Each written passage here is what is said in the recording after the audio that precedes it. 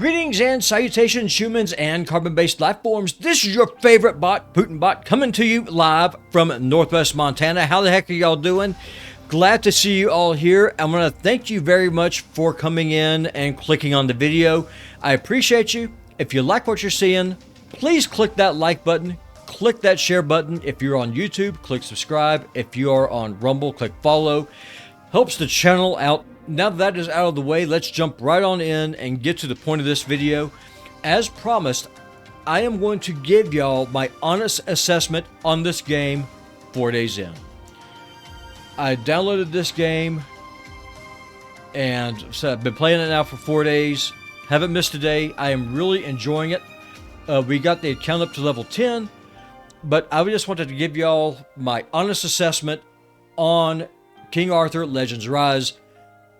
What are the pros? What are the cons? And we're going to kind of go from there. For those of you who are not aware, King Arthur Legends Rise is a mobile RPG that blends classic Arthurian legend with modern gacha mechanics. And here is a brief breakdown. First, the game is very visually appealing.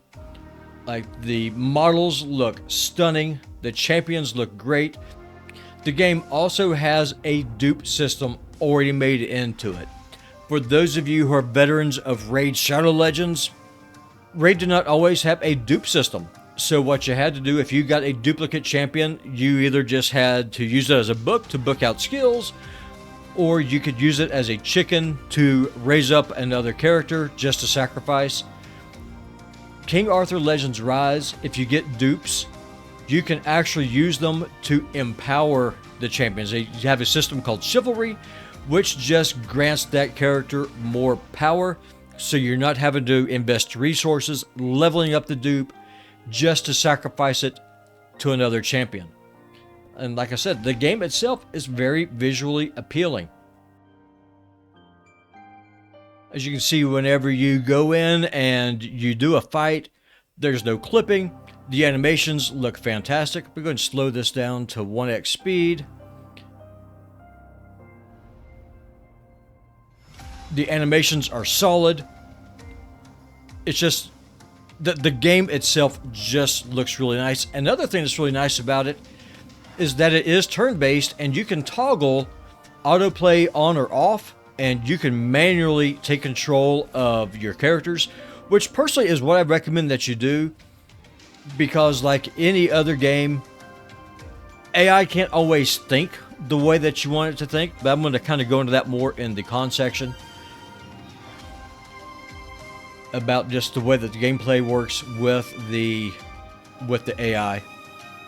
The turn-based combat is very nice, and so what you're able to do, you then can evaluate what the battlefield looks like.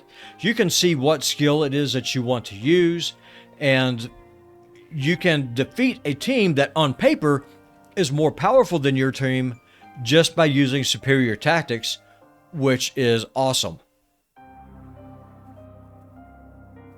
Another cool thing about the game is the fact that it is a gacha game. It's a collector's game. So what you're able to do, you go in, you collect these shards, you collect different metals, and then you're able to pop those shards and pull yourself new champions. And one thing that I also really like about the game is that if you click on a legendary that's in the codex, you can actually try it before you buy it. And what do I mean by that? You can kind of go in and see, is this a champion that you really want to invest time in? Is this a champion that you are going to enjoy playing with? And I really do like that. It's neat to be able to kind of go in and just try a character before you go in and invest the resources with buying it. This test mode is pretty freaking neat, if I do say so myself. Now let's kind of go into the cons. And this is a pro and a con both. It is a gacha game. You have to go in and you have to collect these gems in order to go through and collect a champion that you want to get. And that's all completely random, boys and girls. Whenever you open those shards, there's no guarantee about what champion it is that's going to come walking out. It is a casino. It is a gacha game. That will then take us into the next con, the potential for a pay-to-win scenario, right? It is a gacha game. The game is help us free, so how do they make their money? They make their money off of people spending money, buying gem packs, buying resources. And so you go here to the store, you then can go in and you can purchase these packs, which, hey, I mean, there's nothing wrong with it. More power to you.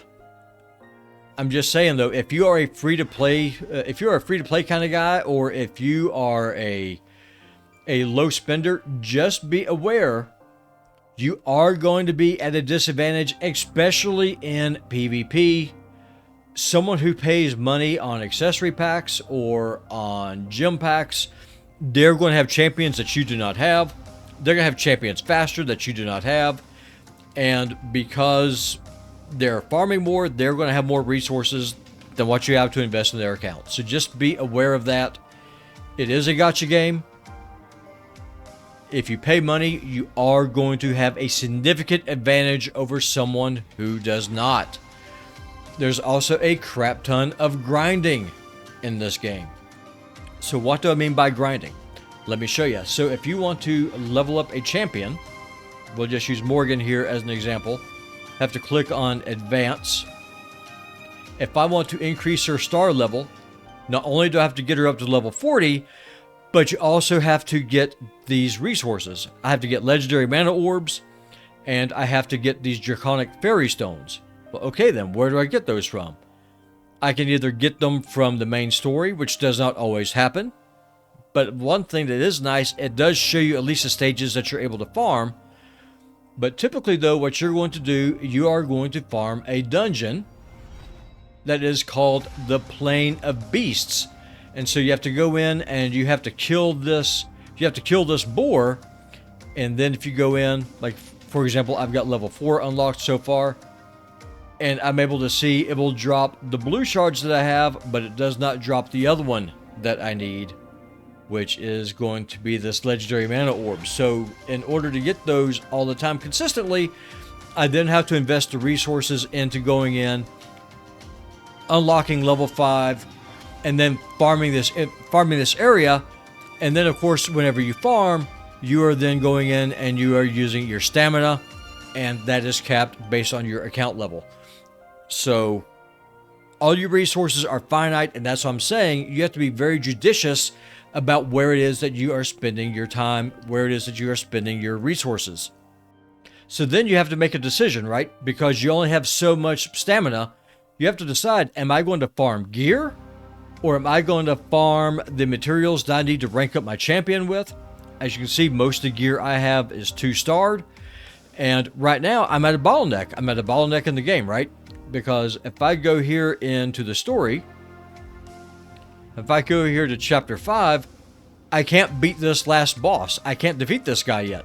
So then I have to decide, am I going to push levels? Am I going to farm the resources that I'm going to need just to kind of level up my core team? Or am I going to farm gear to try and get something better?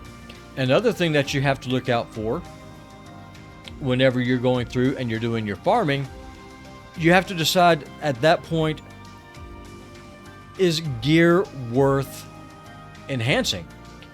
It's like, for example, this is a 2-star attack chest piece. Gold in this game is hard to come by. Am I going to put in the resources that I'm going to need to level up a piece of gear that I'm going to be replacing, hopefully sooner rather than later? So those are all considerations that you need to make. Overall, my assessment with the game is pretty positive. I'm enjoying it. I'm definitely going to be covering it. King Arthur Legends Rise is a visually impressive and engaging RPG. It has a compelling story, but it does have those gacha mechanics, which for some people is going to be a turnoff. I completely get it. So far, I am 100% free to play. I have not put a dime into the game, but some people, they like to spend money. They like that competitive aspect, and I completely get it. Other people don't. One thing that I will say so far for the game, granted, I'm 4 days in, so take it for what it is. I have not seen where you have to pay in order to win. I've not seen that happen yet. So take that for what it is. So if you like this video, if this was helpful to you, this little review, let me know in the comment section down below. Leave me a comment. Tell me what you think. Am I right? Am I wrong? Am I off the reservation? I'm really interested in hearing what it is that you have to say. Me personally, I'm enjoying the game. I played Raid Shadow Legends for over 3 years. I don't mind the gacha element. I mean, it's not for everybody. Completely get it. I will be releasing champion guides. I'm also going to be releasing guides on the dungeons I have unlocked so far.